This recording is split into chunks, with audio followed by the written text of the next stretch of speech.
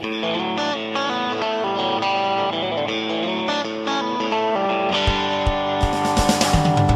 and welcome to this special edition of Swinecast, featuring presentations from Swine Forecast 2009, a virtual conference featuring speakers from North America and the United Kingdom on topics relevant to this extraordinary time in the swine industry.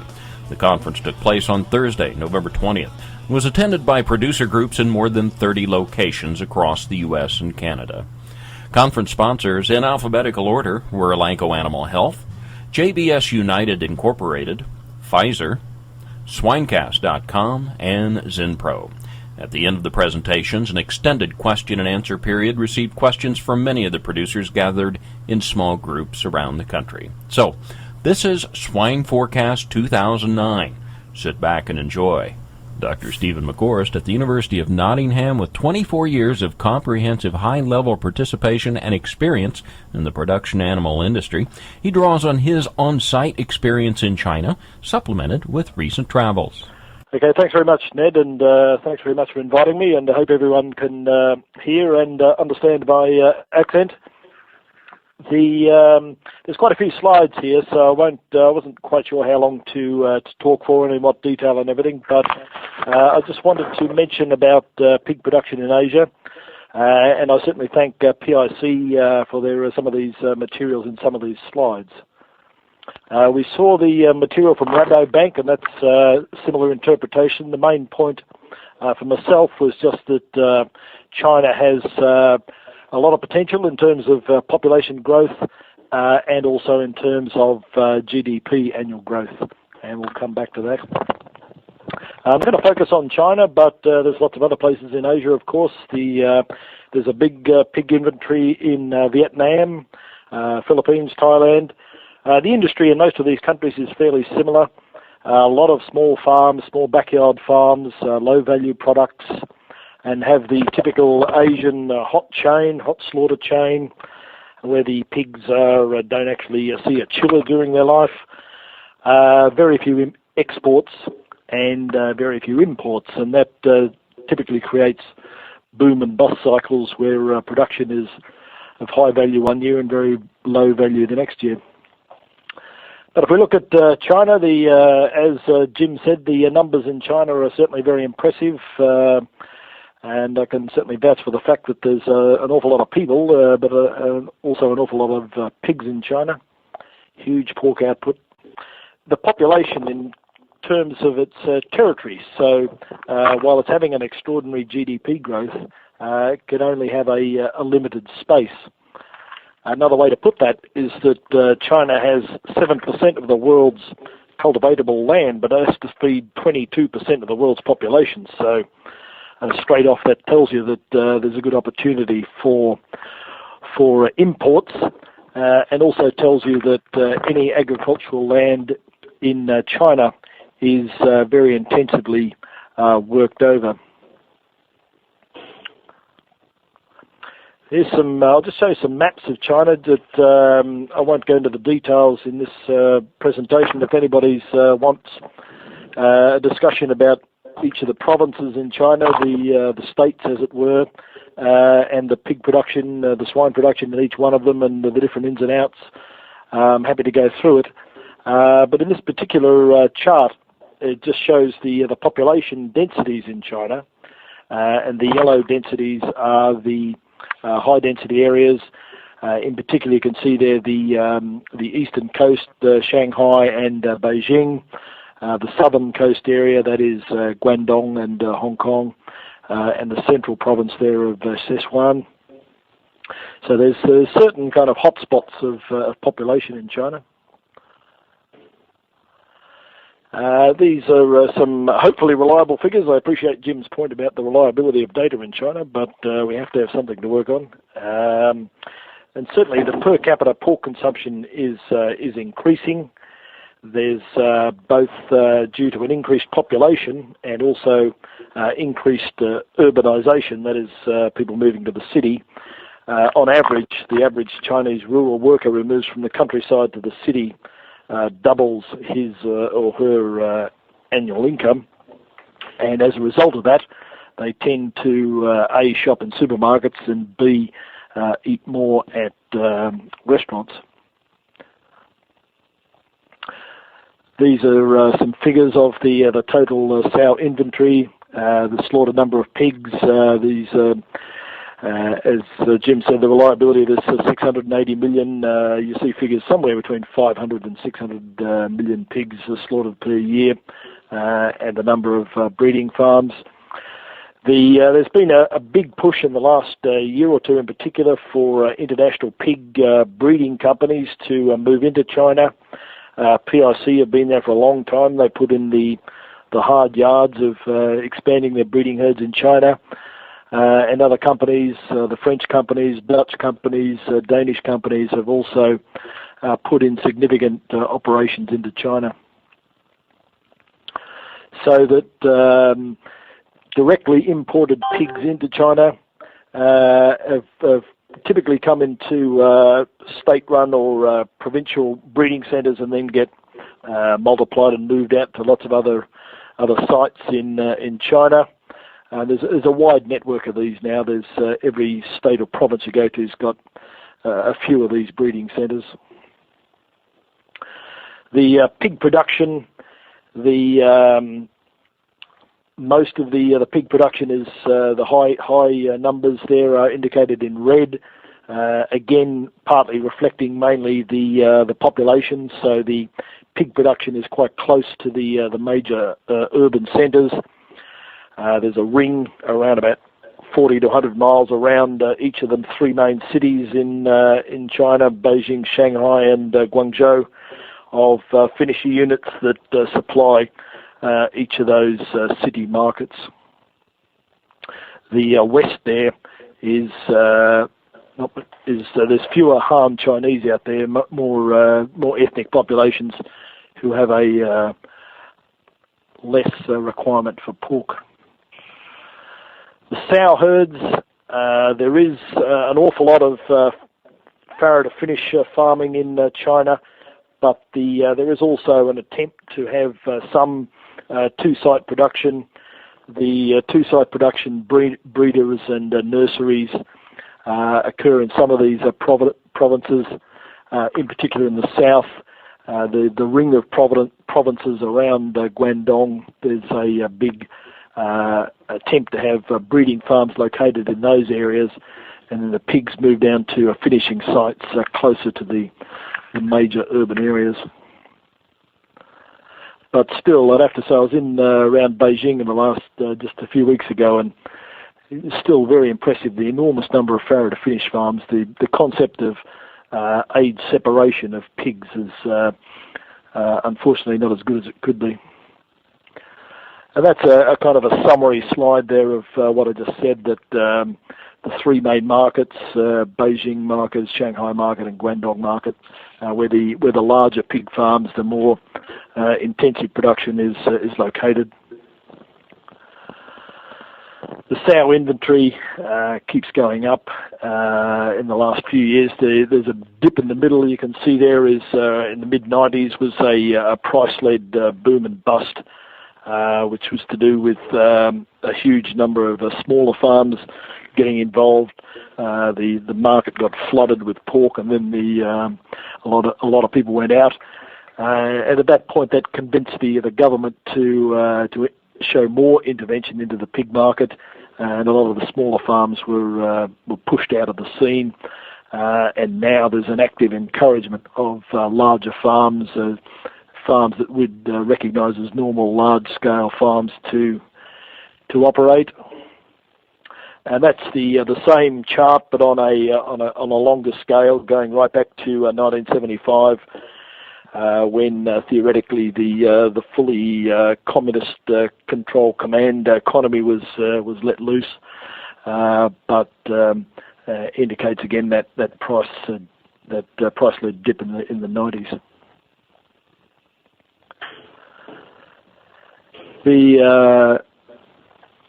The data on pigs killed and slaughtered, as Jim said, it's very hard to get good figures and to make accurate predictions about just how much imports we might expect into China based on some kind of production requirements. These figures come from the Central Ministry of Agriculture. They collate the figures from all the various states and provinces. But you can see there that certainly the number of slaughtered pigs is continuing to go up. And again, there has been a major effort to try to improve the slaughtering industry in China, but you have to say it was still pretty rough and ready stuff. The photos that Jim showed of the nice, clean slaughterhouse were not, I dare say, not particularly typical.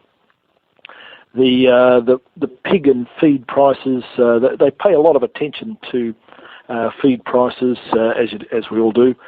Most of the feed in China still comes from the northern parts of China, where there's people always say it looks like Minnesota up there, that it's fairly dry and flat and open.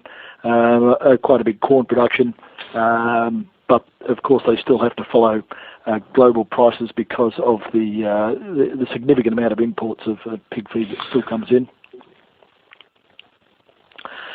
Slaughter pig prices were moving along in the last 10 years, but just in the last year, the last 2 years, from 2007, there was an enormous rise in the price of pigs. There was an awful lot of extremely rich pig farmers. One was truly impressed by how rich these guys had become as pig farmers in China. $100 to $120 US profit per pig, which was a huge amount of money to the average Chinese pig farmer.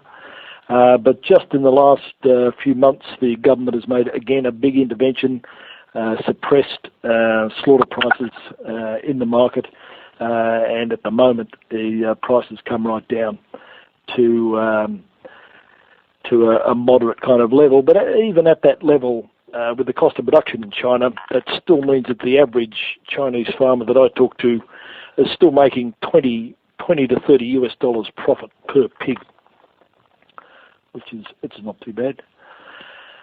These are the corn price trends. And as you can see, the slope on that graph is not as high as the slope on the graph of prices going up. So while input prices into pig farming in China were and are still going up, the prices were going up much higher.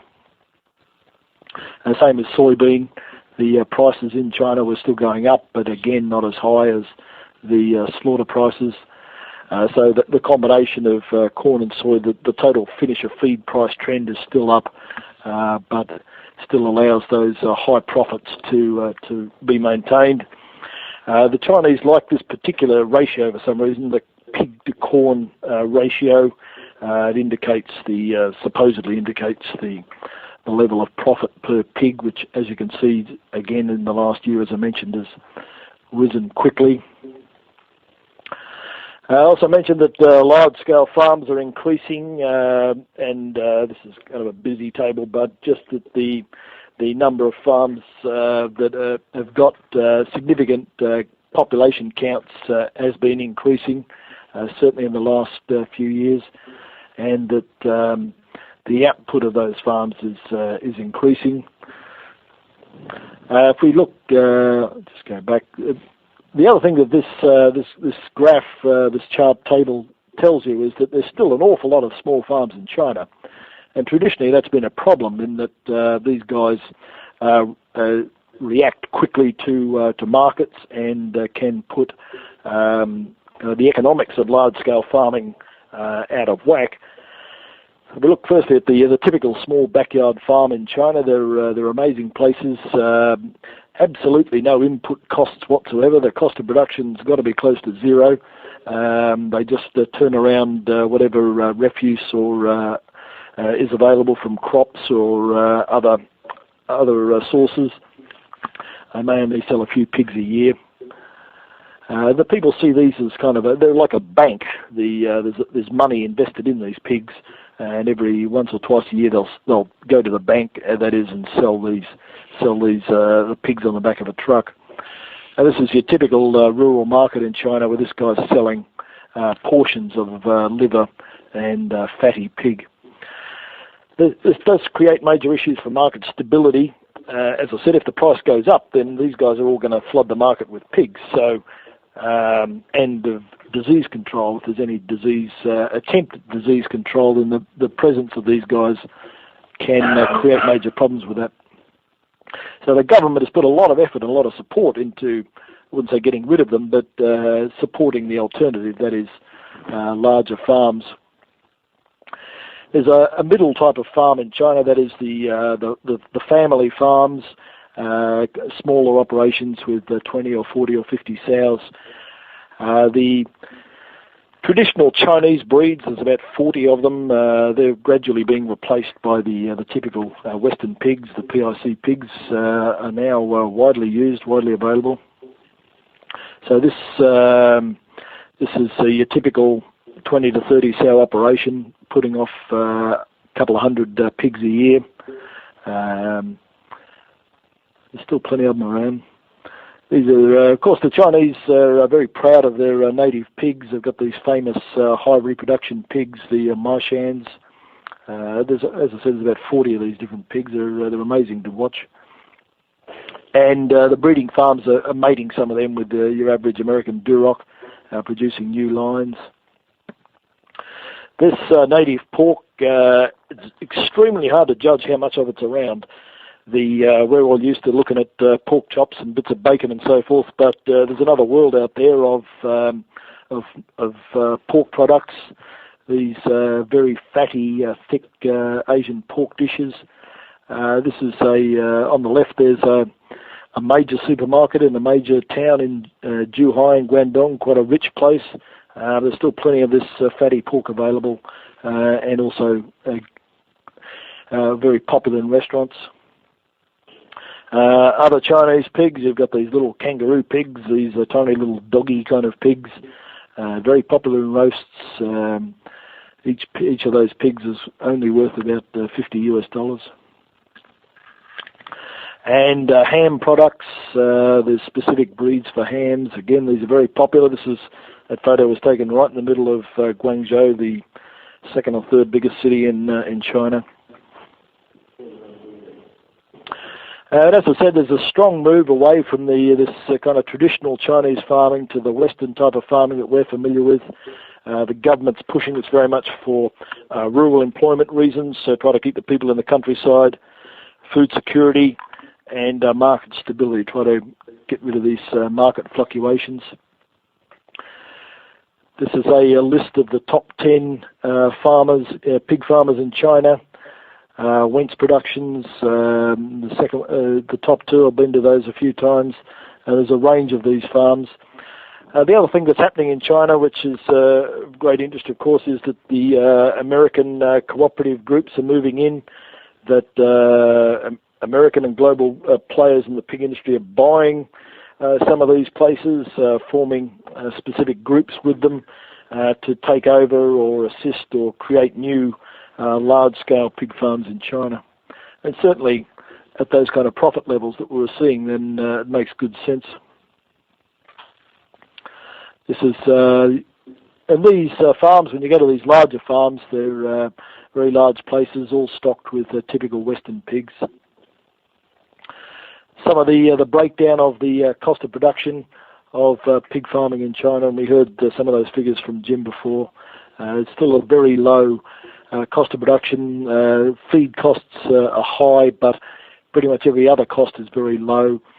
There's never been, it amazes me, there's never been any taxation whatsoever on pig farming in China, so something we could support. The economics of intensive farming in China, I mentioned the high pig profit, and it's shifting back now. Profits, of course, are very susceptible to oversupply and disease outbreaks. Those high prices were due to blue ear disease or high fever disease, that's pig high fever disease. And at the moment, the government is suppressing slaughterhouse prices. There's a lot of problems in running a pig industry in China, even on larger agribusiness concerns. Biosecurity is obviously one of them. Staff issues, people run away, people steal pigs, environmental issues, the market stability and local government.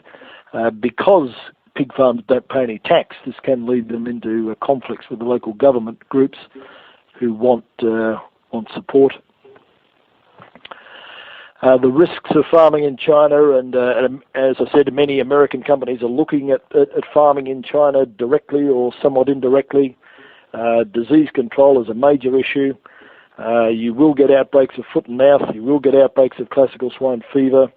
You will get outbreaks of blue ear. It all happens, and it all happens reasonably frequently. The other major issue in China is the skill level of the staff. In contrast to US or Europe, the skill level of staff in China is very low. They're the two main risks. The other challenges are kind of the normal challenges of trying to build a pig farm: production costs, labour issues, manure treatment, all the environmental things that go on with running a pig farm.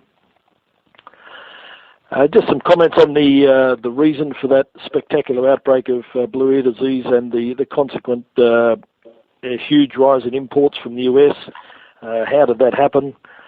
The general consensus is that it killed around about 50 million pigs through a combination of classical swine fever and blue ear disease. The worry, of course, was that it was something else, something brand new that could affect all of us, but it seems to not.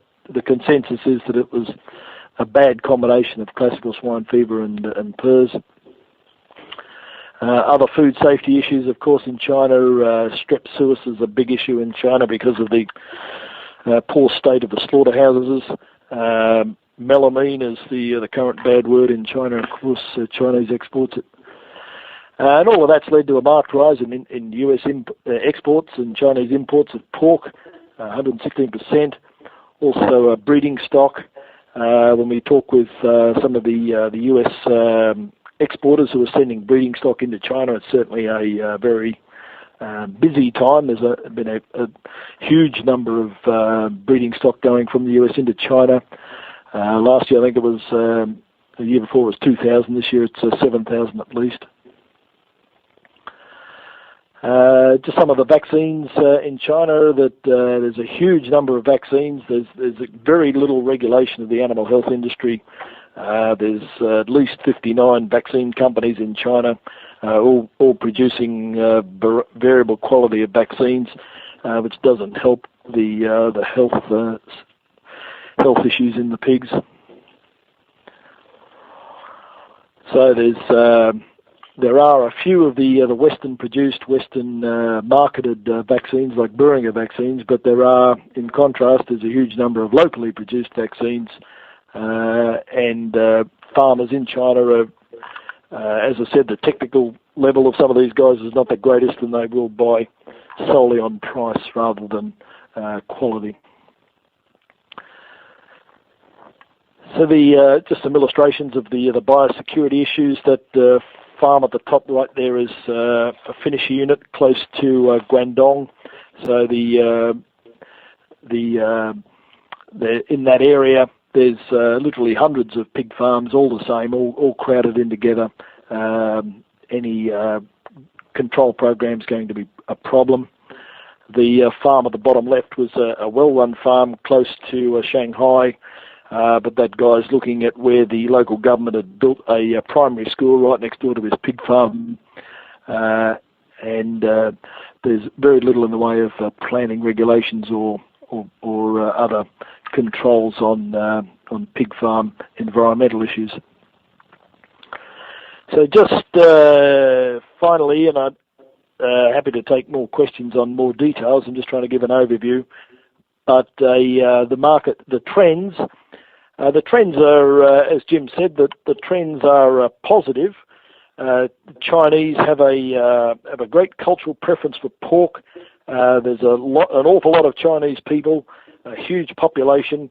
The urbanisation has slowed certainly in the last few months, but it's still there, creating an enormous demand for pork.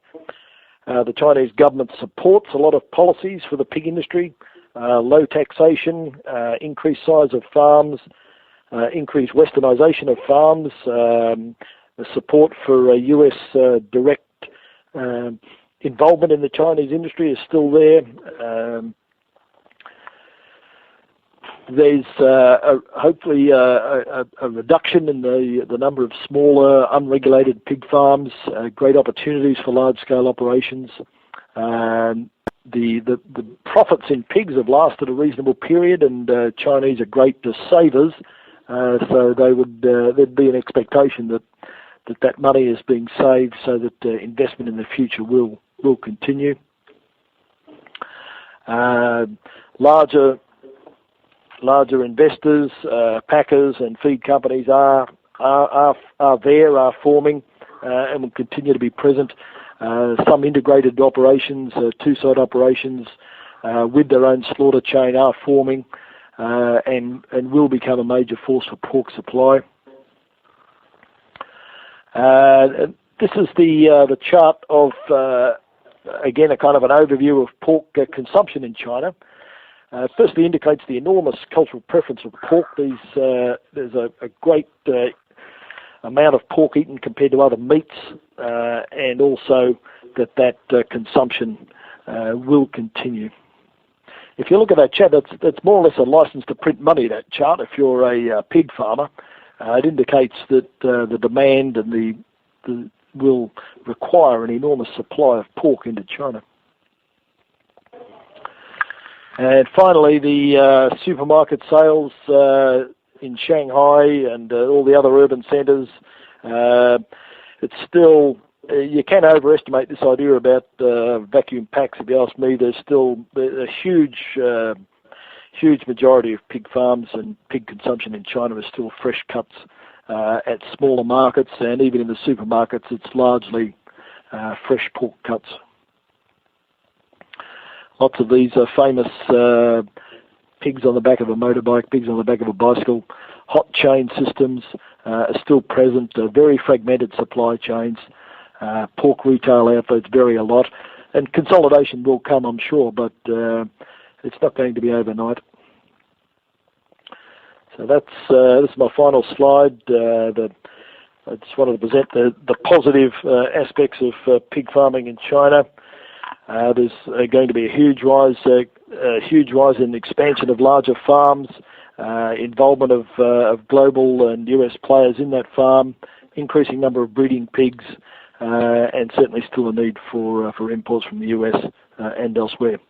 Dr. Stephen McOrist from the University of Nottingham, looking at Chinese swine production on Swinecast. Your connection at your convenience. This special Swinecast episode featuring presentations from Swine Forecast 2009, a virtual conference sponsored by Zinpro, Swinecast, Pfizer, JBS United, and Elanco Animal Health. Swinecast is a production of Truffle Media Networks, which is solely responsible for its content and may not reflect the views, opinions, or positions of our sponsors. This Swinecast program is designed with you, our listener, in mind. Thanks for hooking up today, and let us know what you thought about this program and possible future topics you'd find of value. Send those comments to me at feedback@swinecast.com. Always good to be with you. I'm Ned Arthur, and we'll be talking soon.